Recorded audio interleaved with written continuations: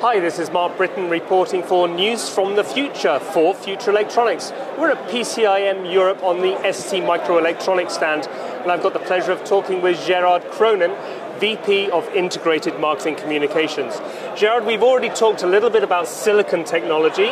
We've talked about GaN technology. There seems to be almost like the elephant in the room that we're missing. What would that be?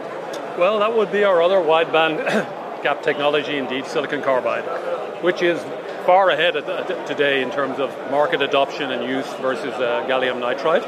But at the same time, sorry to interrupt you, but why is that, do you think? Is it because it was the first technology to come in terms of wideband gap, or? I think that it really is a technology that found its markets. So when the EV revolution started, it turned out to be the perfect technology for that, right, in terms of driving the motors, providing the right kind of energy efficiency for DC-DC conversion and onboard chargers, etc. Right, so it was the timing of technology and market basically meeting one another. But ST have been working on that technology for nearly 3 decades. Wow, 30 years, really? 30 years. I didn't know. The first research on that started, back in 1996, and we started to produce something in 2007.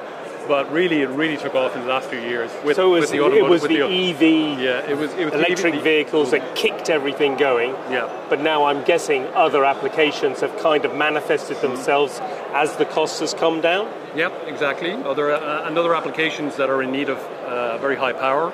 So industrial applications like motor drive can also achieve much higher efficiency by using silicon carbide technology. So what are the main advantages of silicon carbide?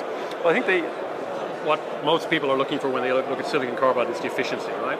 It's the efficiency combined with the power density that you can achieve there, which means you can have smaller, lighter solutions. So in the car, that's obviously important when you're talking about the size of some of these components. Yeah. It allows you to reduce the battery size, for example, because of the higher level of efficiency.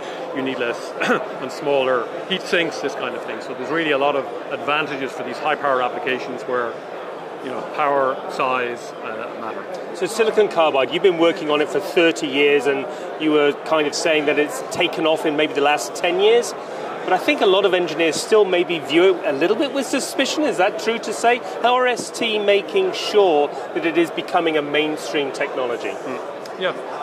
I'm not sure I would say they view it with suspicion, but certainly they may view it with a little bit of trepidation. Okay, yeah. I think that, this is too expensive for my application, or it's too difficult.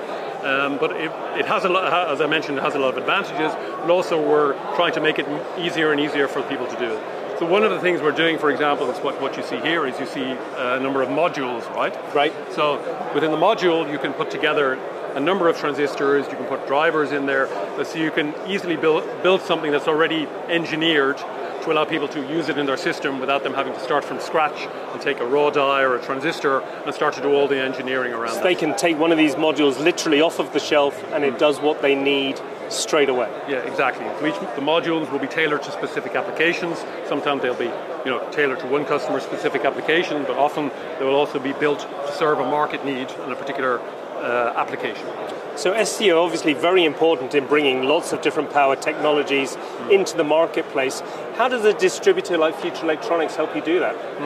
So it's very important for us that we have partners that are able to help us to explain these kind of technologies to people, to explain them how they can pick the right devices, the right solutions, and find the right tools. So that's where partners like Future play a really important role for ST. Perfect. Thanks, Gerard. Thank you very much, Mark.